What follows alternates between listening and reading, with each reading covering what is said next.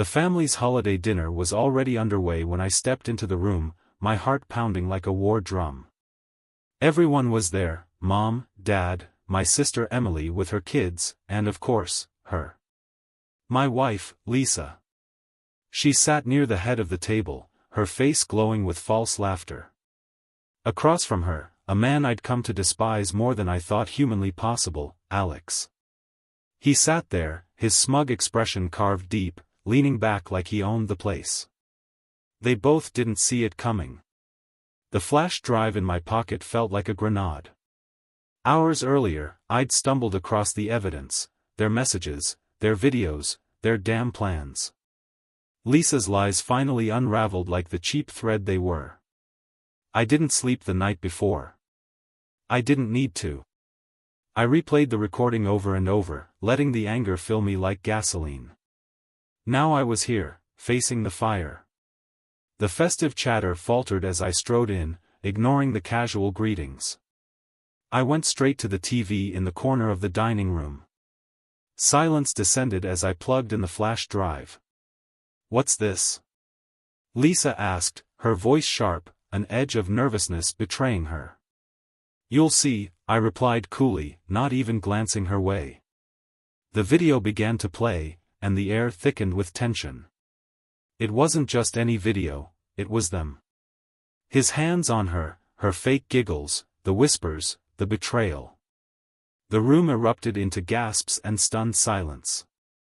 Lisa froze, her face pale as paper, her fork clattering onto the plate. Alex's smile melted faster than butter in a hot pan. "Lisa," my mother started, but I cut her off with a sharp gesture. Lisa tried to stand, but her legs gave out. She fainted, slumping sideways in her chair like a wilted flower. The room erupted into chaos. Chairs screeched as people stood, trying to help, but my focus locked on Alex. I lunged, grabbing his collar, dragging him up before anyone could react. "You bastard!" I roared, slamming his head into the table. The satisfying crack of his nose snapping was followed by blood spraying onto the tablecloth, mixing grotesquely with the cranberry sauce and mashed potatoes. "This is what happens when you mess with another man's wife," I shouted, my fist pounding into his stomach before driving my knee into his groin. He collapsed with a groan, hands cupping himself, his self-satisfaction now reduced to pitiful whimpers. "Daniel, stop," my father bellowed, but I didn't care. Years of trust, years of love, all betrayed in one instant. Let them see. Let them all see. I turned to Lisa, who had regained consciousness, her mascara-streaked face staring at me in horror. "You think I wouldn't find out?" I snarled. "How long, Lisa? How long have you been lying to me?" The room fell silent, the echoes of my words hanging heavy. Lisa's mouth opened and closed like a fish gasping for air. Her perfect facade, the one she wore so effortlessly, had finally shattered. The truth was out in the open, and there was no charming her way out of this one. "Daniel, please," she stammered, clutching the edge of the table as if it could save her from drowning in the tidal wave of her own deceit. "Don't you dare say, please, to me," I barked, pacing in front of her like a caged animal. My knuckles were raw from slamming Alex's face into the table, but the pain only fueled my rage. "You've been lying to me, making me feel crazy for doubting you. All those late nights, all those business trips." "It's not what you think," Lisa started, but I cut her off with a laugh so cold it could freeze fire. "Not what I think?" I yelled, pointing to the screen where their indiscretions were still paused in damning clarity. "What else could this be? You're going to tell me this is Photoshop? That I'm imagining things again, like you've said so many times before?" Her face contorted with desperation. "Daniel, I was going to tell you. I was. I didn't know how." "You didn't know how?" My voice was rising, a storm of anger I could no longer contain. "You knew how to meet him at cheap motels. You knew how to lie to my face every time I asked you what was going on. You knew how to betray me. Lisa stood abruptly, her chair clattering to the floor. You don't understand, she screamed, tears streaking her face. You were never home. You never cared about me anymore. That hit me like a slap across the face. The audacity, the sheer gall of her to turn this around on me. Oh, so it's my fault now? I asked, voice dripping with sarcasm. I worked long hours to give you the life you wanted. The house, the car, the vacations. And this is how you repay me? Alex groaned from the floor, still clutching his bloody nose, trying to sit up. I kicked a chair out of the way and stood over him. Don't even think about moving, I growled. He froze, his eyes wide with fear. Emily, my sister, finally stepped in. Daniel, this is madness, she said, her voice trembling. We're family. We can't handle this here. Oh, we're handling it right here, I shot back, my voice cracking. Everyone needs to see the truth. I won't be gaslit by her anymore. Lisa's face turned from pleading to icy rage. You want the truth, Daniel, she snapped. Fine. Yes, I cheated. I was lonely, and Alex was there for me in ways you weren't. He listened. He cared. Something you stopped doing a long time ago. The room went silent. My mother covered her mouth in shock, and my father muttered a curse under his breath. I clenched my fists, my nails digging into my palms. So that's your excuse? That I didn't listen enough? Didn't care enough? I took a step toward her, and she flinched. I gave you everything, Lisa. My time, my trust, my loyalty. But apparently, that wasn't enough for you. Tears filled her eyes, but her expression remained defiant. You're not perfect, Daniel. Stop acting like you are. Oh, I'm far from perfect, I admitted, my voice low and trembling with fury. But at least I never destroyed our marriage for a cheap fling with a two-bit coworker.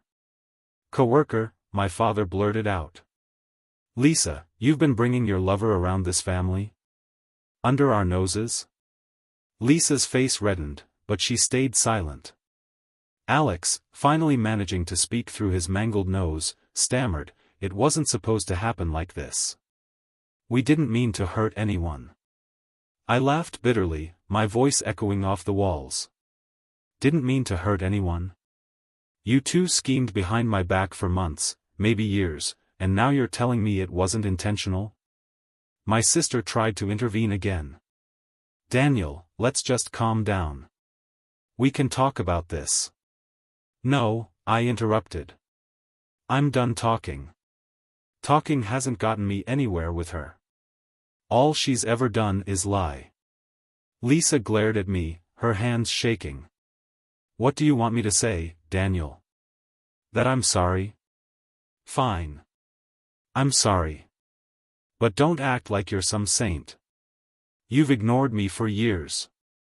You've treated me like I'm just another piece of furniture in this house. And whose fault is that? I roared. You pushed me away every time I tried to connect with you. I see now it's because you already had him waiting for you. The room was suffocating, the air heavy with tension and anger. My father finally stood, his face stern. This is not the place for this. Take it outside or leave. But this is our family dinner, and I won't have it turn into a circus. I turned to him, my voice steady but firm. I'm sorry, Dad, but this circus started long before I walked into the room. I'm just the guy who finally decided to pull back the curtain. Lisa sank into her chair, burying her face in her hands. Alex looked like he wanted to crawl under the table. And me? I was ready for answers, or the end of it all. The dining room was now a battleground, the holiday cheer long gone. Bloodied napkins and shattered trust decorated the table where laughter once lived. My father's stern glare lingered on me, his disappointment heavy, but I couldn't care less. This wasn't about keeping up appearances anymore, it was about justice, raw and unfiltered. Lisa sat slumped in her chair, looking utterly defeated.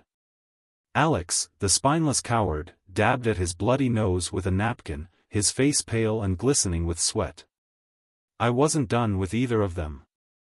I grabbed another chair, spun it around, and sat across from Lisa, leaning forward so my face was level with hers. "You're not walking out of this room without telling me the truth," I said, my voice sharp and steady. "How long has this been going on?" She hesitated, her eyes darting around the room as if searching for an escape route. When none came, she finally answered, her voice barely above a whisper. 6 months. 6 months. I leaned back, the weight of her words settling on my chest like a boulder. "Half a year," I muttered, more to myself than anyone else. "Half a year of sneaking around, lying to my face, and pretending everything was fine." It wasn't fine. Lisa snapped, her voice breaking. "You were never home, Daniel. You were always working, always distracted." I felt invisible. I shook my head, laughing bitterly. "Invisible? That's your excuse?" "I was working my ass off to make sure you never had to lift a finger, Lisa. To give you the life you said you wanted. And while I was doing that, you were—" I trailed off, my words choked by the sheer disgust bubbling inside me. "Daniel, I made a mistake," she said, tears streaming down her face now. "A horrible, stupid mistake. I didn't mean for it to happen, I swear." "Oh, so this was an accident?" I shot back, my voice dripping with sarcasm. "What, you tripped and fell into his arms? Into his bed?"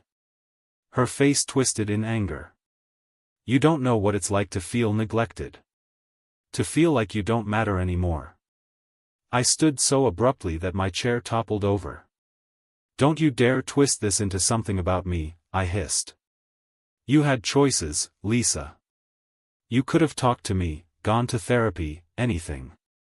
But instead, you chose him." I jabbed a finger in Alex's direction. He flinched, holding up his hands defensively. "Look, man, I'm sorry. I shouldn't have." "Shut your mouth," I growled, cutting him off. "You don't get to apologize. Not here, not ever."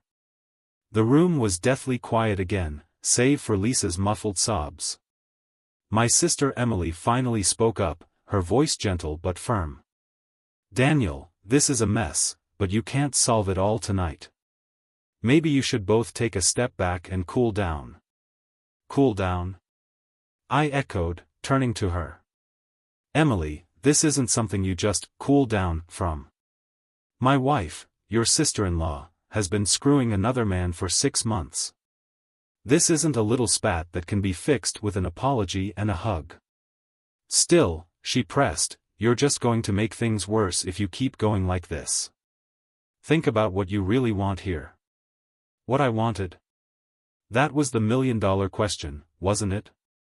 Part of me wanted to pack up Lisa's things and throw them onto the lawn, locking the door behind her forever. Another part wanted to erase the last 24 hours from existence, to go back to the blissful ignorance I'd been living in. But neither of those options felt right. Lisa, as if sensing my hesitation, reached for my hand. I jerked away before she could touch me. "Don't," I said, my voice hoarse. "Don't act like we're suddenly okay. We're not. I want to fix this, Daniel," she pleaded, her tear-filled eyes searching mine. "I'll do whatever it takes. I'll go to therapy. I'll quit my job if that's what you want. Just, please, don't give up on us." I stared at her, searching for any trace of the woman I'd married, the woman who once made me believe in love, in loyalty, in forever. But all I saw was a stranger, someone who had taken a wrecking ball to everything we'd built together. "I can't decide that right now," I said finally, my voice heavy with exhaustion. "Not after this." I gestured to the blood-stained table, the damning video still frozen on the TV screen. Lisa nodded, fresh tears spilling down her cheeks. "I understand," she whispered. I turned my attention to Alex, who was still sitting on the floor like the pathetic worm he was. "As for you," I said, stepping closer. He cowered, shielding his face. "You ever come near me or my family again, and you'll wish tonight was the worst thing that ever happened to you." "Understood," he stammered, his voice trembling. I didn't wait for a response. Grabbing my coat, I headed for the door. The room erupted into murmurs as my family tried to process what had just unfolded, but I didn't care. I needed air, space, anything to escape the suffocating reality of what my life had become. The cold December night bit at my skin as I stepped outside, but it was a relief compared to the heat of the dining room. I stood on the porch, staring into the darkness, my mind a swirling storm of rage, heartbreak, and confusion. The night wasn't over, but I had no idea where it would take me next. The cold air felt like needles on my skin, but I welcomed it. Anything to numb the storm inside me. I stood on the porch, gripping the wooden railing so tightly my knuckles turned white. My breath came out in ragged clouds, the only sound in the stillness of the night. Behind me, the house buzzed with chaos. I could hear muffled voices, Emily trying to calm Lisa, my father shouting something about calling the police, and Alex whimpering like the pathetic excuse for a man he was. I pulled out my phone and stared at the screen, my thumb hovering over my best friend Mark's number. He was my go-to guy, the one person who had always been there for me, no matter what. But calling him now? Explaining this disaster over the phone? I couldn't do it. Instead, I shoved the phone back in my pocket and started walking.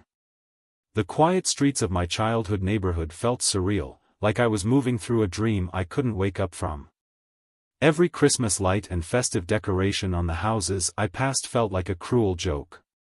Families laughing, celebrating, while mine was falling apart piece by piece. I stopped at the park at the end of the street and sat down on a bench. The memories hit me like a freight train. Lisa and I had come here on one of our first dates. It had been spring then, the cherry blossoms in full bloom. She'd laughed as I tried, and failed, to impress her by climbing a tree to pick a flower. That laugh. I'd fallen in love with it. But now? Now it felt like a weapon she'd used to lure me into her web of lies. I leaned back, staring up at the stars. What the hell am I supposed to do? I muttered to no one in particular. The crunch of footsteps behind me made me sit up straight. I turned, half expecting it to be Lisa or Emily coming to drag me back into the circus. Instead, it was my father. "Mind if I sit?" he asked, his voice gruff but not unkind. I nodded, and he lowered himself onto the bench beside me. For a while, we just sat there in silence, the chill in the air doing most of the talking. Finally, he spoke.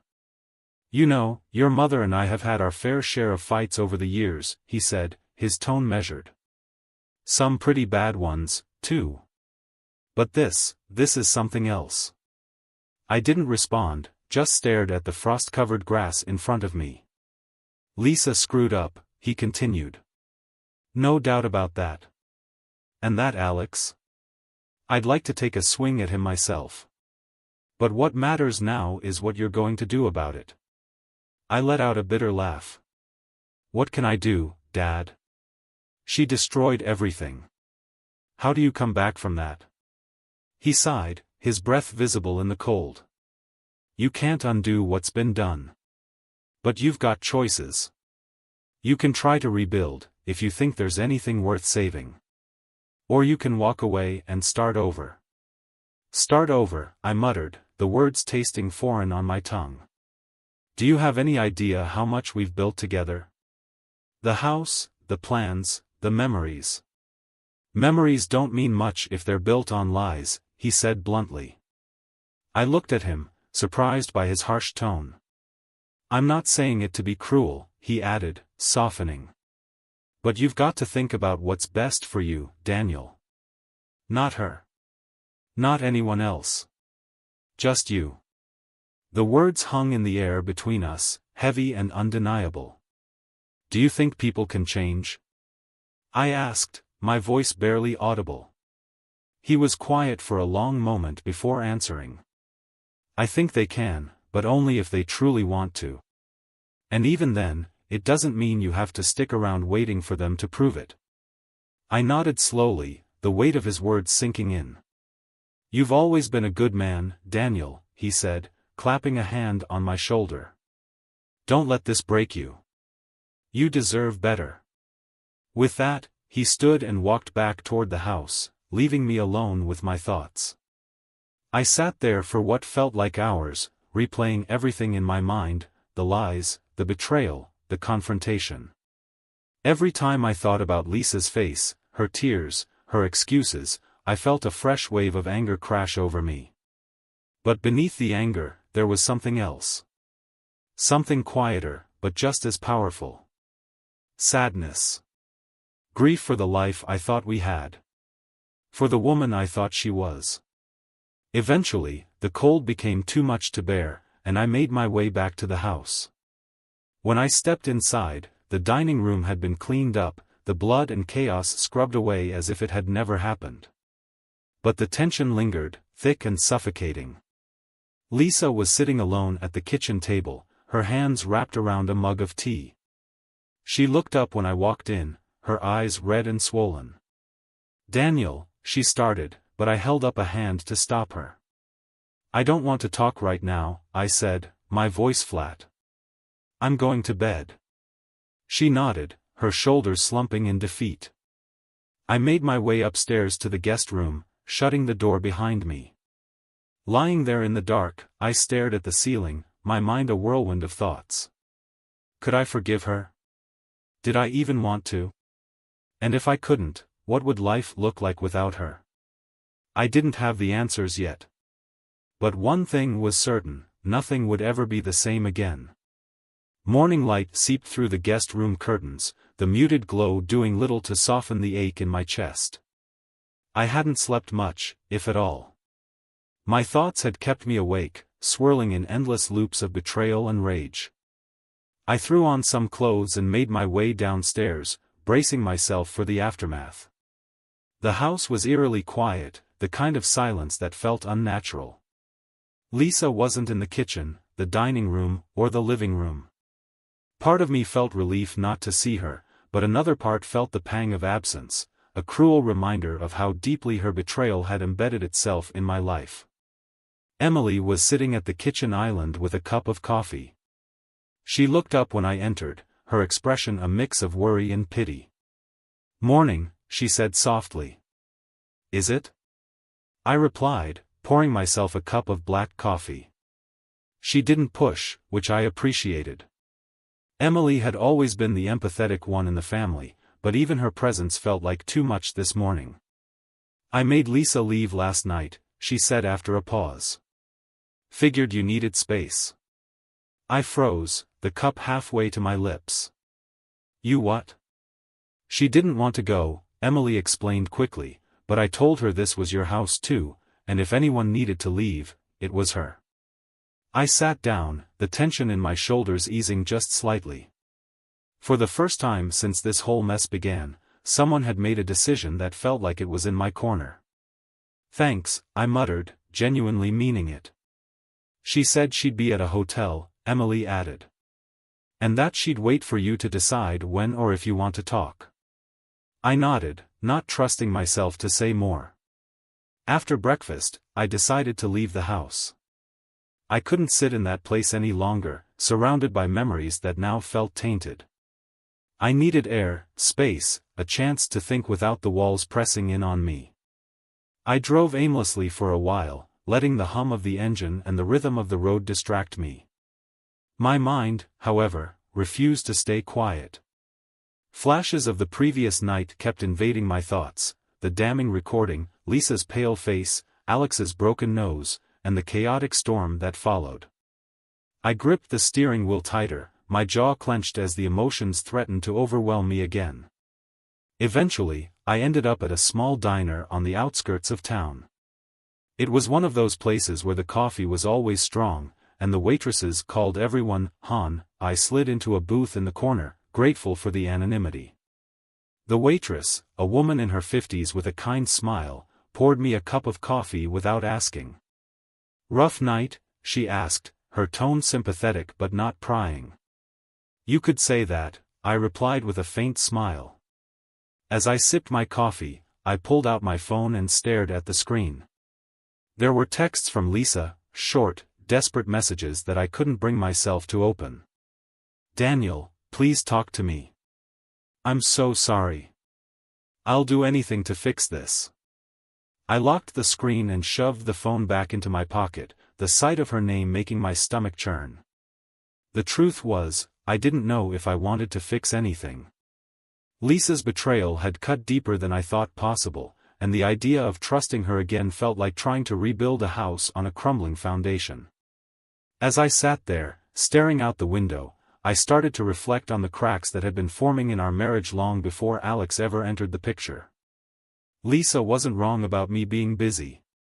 I'd poured myself into my work over the past few years, determined to climb the ladder and give us the kind of life we'd always dreamed about. But in doing so, I'd neglected her, neglected us. Our conversations had become shallow, surface-level exchanges about schedules and bills. The intimacy, both physical and emotional, had faded into the background, replaced by the monotony of routine. But even so, nothing justified what she'd done. Nothing gave her the right to step outside of our marriage instead of trying to fix what was broken. I thought back to the early days of our relationship, back when we couldn't keep our hands off each other, couldn't go a day without talking about our hopes and dreams. When had that changed? When had we started drifting apart? The realization hit me like a punch to the gut. Maybe this wasn't just her failure. Maybe it was ours. I stayed at the diner for hours, replaying everything in my mind. By the time I finally left, the sun was high in the sky, casting long shadows across the pavement. Instead of going home, I drove to Mark's place. He opened the door, his expression shifting to concern the moment he saw me. "Jesus, Dan. You look like hell," he said, stepping aside to let me in. "Thanks," I muttered, collapsing onto his couch. Mark didn't push for details, which was exactly why I'd come to him. He handed me a beer, sat down across from me, and waited. After a long silence, I finally told him everything: Lisa, Alex, the video, the confrontation. By the time I finished, my voice was hoarse, and my hands were trembling. Mark leaned back, his expression grim. "Man, that's brutal. I don't even know what to say." "I don't know what to do," I admitted, my voice breaking. Part of me wants to forgive her, try to fix things. But the other part? I don't think I can look at her without seeing him. Mark nodded slowly. "You don't have to decide right now. Take some time, figure out what you really want. Just don't rush into anything you'll regret later." I nodded, his words sinking in. For the first time in what felt like forever, I felt a sliver of clarity. That night, as I lay on Mark's couch, staring at the ceiling, I made a promise to myself. Whatever decision I made, whether to fight for my marriage or let it go, it would be on my terms. No more lies, no more pretending. It was time to take back control of my life. The next morning, I woke up on Mark's couch with a crick in my neck and the faint memory of his encouragement echoing in my head. His advice stuck: I needed time and space to figure things out. The road ahead wasn't clear, but for the first time since everything had exploded, I felt like I was standing on slightly steadier ground. I sat up, running a hand through my hair, and glanced at my phone. More messages from Lisa. "Please, Daniel. We need to talk. I'll tell you everything. No more lies. You can hate me, but I can't lose you." The bitterness in my gut roared back, and I nearly hurled the phone across the room. I didn't want her apologies. I didn't want her explanations. But a part of me, damn it, a small but persistent part, felt the pull of curiosity. I needed answers, if only to make sense of how we'd ended up here. So, against my better judgment, I texted her back. "Meet me at the park at noon. You've got one chance to explain yourself." The park was cold and empty when I arrived. The wind cut through my jacket as I sat on the same bench my father and I had shared the night before. Memories of Lisa and me here years ago were still fresh in my mind, taunting me with their innocence. She showed up 10 minutes later, her face pale, her eyes swollen from crying. She wore the scarf I'd bought her last Christmas, and for a brief, fleeting second, I hated how much I still notice things like that. "Hi," she said softly, stopping a few feet away from me. I didn't respond, just gestured for her to sit. She hesitated, then sat down, keeping a cautious distance between us. For a moment, neither of us spoke. The silence was thick, heavy with everything unsaid. Finally, I broke it. "Why?" I asked, my voice colder than I'd intended. Lisa flinched, her hands twisting nervously in her lap. "I don't know where to start," she said, her voice barely audible. "Try the truth," I snapped. Her eyes welled up with tears, but I refused to feel sorry for her. This was her mess, and I wasn't about to make it easier for her. I felt alone, Daniel," she said finally. "You were always working, always distracted. It was like I didn't exist anymore." "That's your excuse?" I said, my voice rising. "I worked hard for us, Lisa. For our future. And your response was to, what? Jump into bed with the first guy who paid you attention?" "It wasn't like that," she cried, her voice breaking. "It started as just talking. He listened to me, made me feel seen." I laughed bitterly. "Oh, how noble. And when did talking turn into sleeping with him?" Her face crumpled, and she looked away. "It was a mistake," she whispered. "A terrible, stupid mistake." "A mistake?" I repeated, incredulous. "A mistake is forgetting an anniversary, Lisa. This was a choice. A series of choices, over and over again. Don't you dare insult my intelligence by calling it a mistake." She broke down, sobbing into her hands. But her tears did little to soften my anger. "You don't get to cry," I said harshly. "You don't get to play the victim here." She nodded, wiping her eyes. "You're right," she said shakily. "I have no excuse. I was selfish, and I hurt you in the worst way possible. But, Daniel, I love you. I've always loved you." I scoffed. "Funny way of showing it." "I'll do anything to fix this," she pleaded. "Therapy, counseling, whatever you want. Just, please, don't give up on us." Her words hung in the air, desperate and raw. And for the first time, I felt something other than anger, confusion. Part of me wanted to believe her, to cling to the hope that we could somehow rebuild what she'd shattered. But the other part, the louder, angrier part, couldn't forgive her. "Why him?" I asked after a long silence.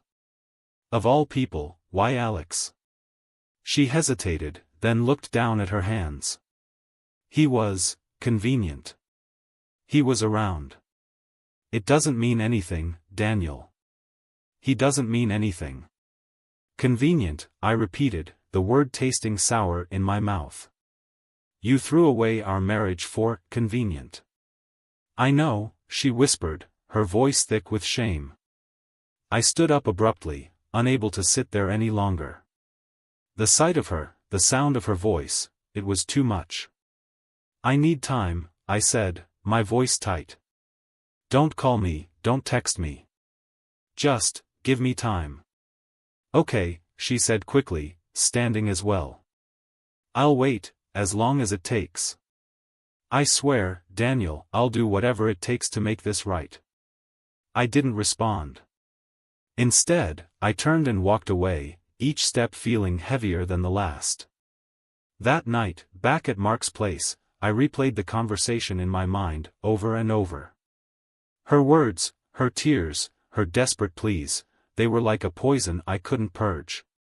Could I ever forgive her? Could I even begin to trust her again? And if I couldn't, what did that mean for the life we'd built together? The questions were endless, and the answers felt impossibly far away. But one thing was certain, the road ahead wouldn't be easy. For now, all I could do was put one foot in front of the other and hope that, somehow, I'd find my way. I spent the next several days in a strange limbo, a mix of anger, sadness, and something I hated admitting, regret. Lisa stayed out of the house as I'd asked, leaving me alone with my thoughts. Mark tried his best to distract me, but the reality of what had happened clung to me like a shadow. I couldn't escape it, no matter how hard I tried. The recording on the flash drive remained in my possession, and I couldn't bring myself to destroy it.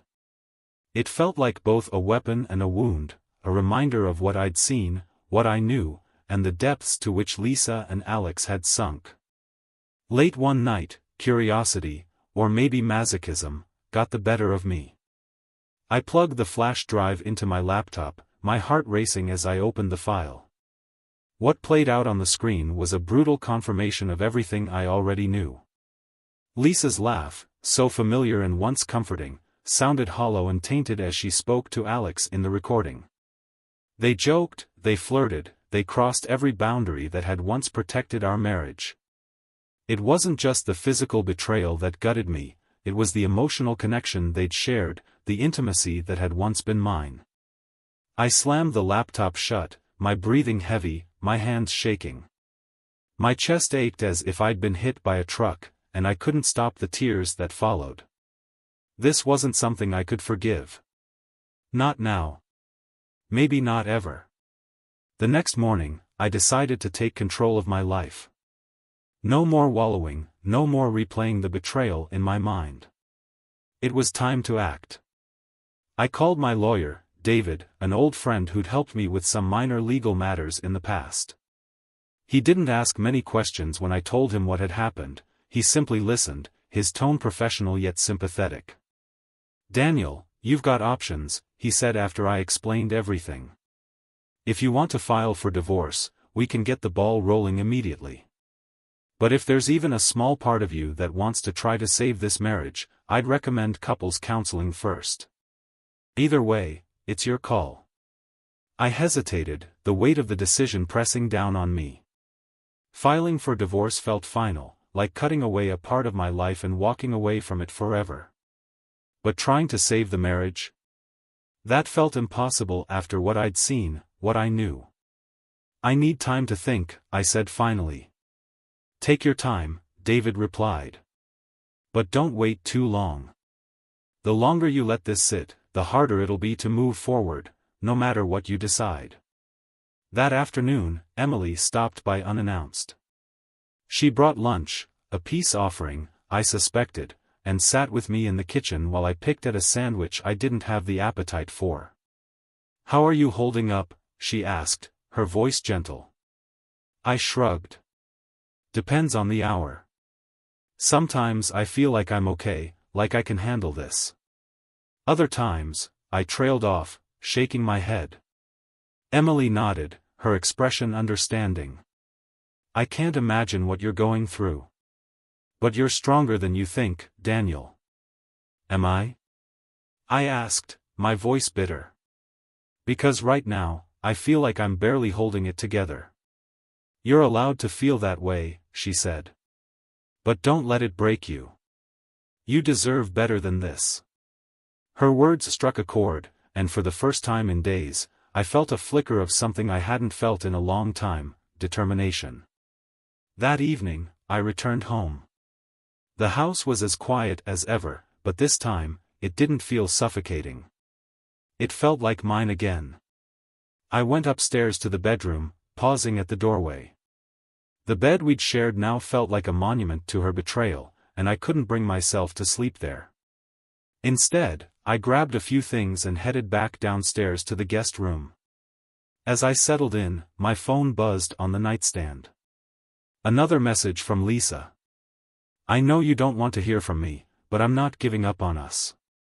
Please, just tell me what you need. I stared at the message for a long time before typing a response. I need time. She replied almost immediately. I'll wait. As long as it takes. I didn't respond. The next day, I met with David in person. He laid out the legal process for divorce, explaining everything in detail. The paperwork, the division of assets, the possibility of alimony, it all felt overwhelming. Do you think she'll contest it? David asked.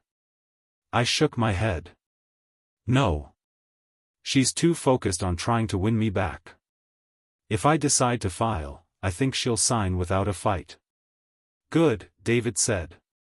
That'll make things easier. Easier, I repeated, the word feeling hollow. There was nothing easy about this. On the drive home, I thought about the life Lisa and I had built together. The good times, the bad, the moments that had defined us as a couple. Was I ready to throw it all away? The answer wasn't clear, and that scared me. When I got home, I found myself sitting in the guest room, staring at the divorce papers David had given me. All I had to do was sign them, and the process would begin. But I couldn't do it. Not yet. For now, the papers would stay in the drawer, out of sight but not forgotten. That night, as I lay awake in the guest room, I made a decision. The road ahead would be mine to choose. No one, not Lisa, not Alex, not even David, could dictate how I moved forward.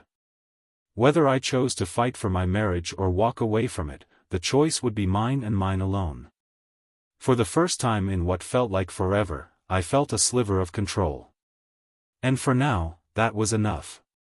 2 weeks had passed since I'd last seen Lisa. The house felt like a museum of our life together, each room a gallery of memories, both cherished and cursed. The divorce papers remained unsigned in the drawer, a silent reminder of the decision I hadn't yet made. The days were quieter now. I avoided mutual friends, skipped family calls, and buried myself in work. Yet, deep down, I knew I was circling the same question: do I give Lisa another chance, or do I end it all? The answer came sooner, and more violently, than I ever expected. It was a Friday evening when the knock at the door startled me. I wasn't expecting anyone, and for a moment, I considered ignoring it. But the persistent pounding wouldn't stop. When I opened the door, I found Alex standing there, his face bruised and his nose still swollen from our confrontation at the family dinner. "You've got some nerve coming here," I growled, gripping the edge of the door. "I need to talk to you," he said, his voice strained. "It's about Lisa." "Get off my porch before I finish what I started," I snapped, already halfway to slamming the door in his face. "She's lying to you," he blurted, his voice trembling. "She's been lying to both of us." The words froze me. I opened the door a fraction wider, glaring at him. "What the hell are you talking about?" Alex glanced over his shoulder nervously, as if expecting someone to appear. "She played me, Daniel. She made me think she was leaving you, that we had a future. But now I see she was just using me." "Good for you," I said coldly. "You're only just figuring out that my wife's a liar? Congratulations. Now get lost." He shook his head. "You don't understand. Lisa's not just cheating on you with me. There's someone else." The air seemed to leave the room. "What?" "I found out last week," Alex said, his voice rising with desperation. "She's been seeing another guy. Someone she met at her gym. She's been playing us both." The words hit me like a sledgehammer. My grip on the door tightened as the room spun. "You're lying," I said through gritted teeth, though I could already feel the cracks forming in my resolve. "Why would I lie?" Alex said, throwing his hands up. "She's been feeding me the same sob story she probably told you, that she's lonely, that you don't understand her. And all the while, she's out with some other guy. I stepped back, my mind racing. Was it possible? Could Lisa be so brazen, so reckless, to betray me not once, but twice? Get out, I said, my voice trembling. I'm telling you the truth, Alex insisted. Check her gym records. Ask her where she's been. You'll see. I slammed the door in his face and leaned against it, my heart pounding in my chest. That night, I couldn't sleep. Alex's words haunted me, and despite my hatred for the man, I couldn't shake the nagging feeling that he might be telling the truth. The next morning, I drove to Lisa's gym. My stomach churned as I parked across the street, my eyes fixed on the entrance. I hadn't told Lisa I was coming, I needed to see this for myself. An hour later, I saw her. Lisa walked out of the gym, her face flushed, her hair damp with sweat. But she wasn't alone. A man followed close behind her, tall and muscular, with an air of confidence that made my blood boil. They laughed as they walked to his car, her hand brushing his arm in a way that felt too familiar. My chest tightened as I gripped the steering wheel, fighting the urge to charge out of the car and confront them both. But I didn't. I waited, watching as they drove off together. That evening, I confronted Lisa. When she walked through the door, I was sitting at the kitchen table, the divorce papers spread out in front of me. Daniel, she said, her voice wary. What's this? Sit down, I said, my voice cold. She hesitated, then sat across from me, her eyes flicking to the papers. What's going on? I know about the guy from the gym, I said bluntly. Her face went pale, and for a moment, she looked genuinely shocked. But then her expression hardened. What are you talking about? Don't lie to me, Lisa, I said, slamming my hand on the table. I saw you with him. I know everything. Her facade crumbled, and she let out a bitter laugh. Fine, she snapped. Yes, I've been seeing him. And you know what? I don't regret it. Because at least he makes me feel alive. The words cut deeper than any blade. Alive? I repeated, my voice trembling. Is that what this is about?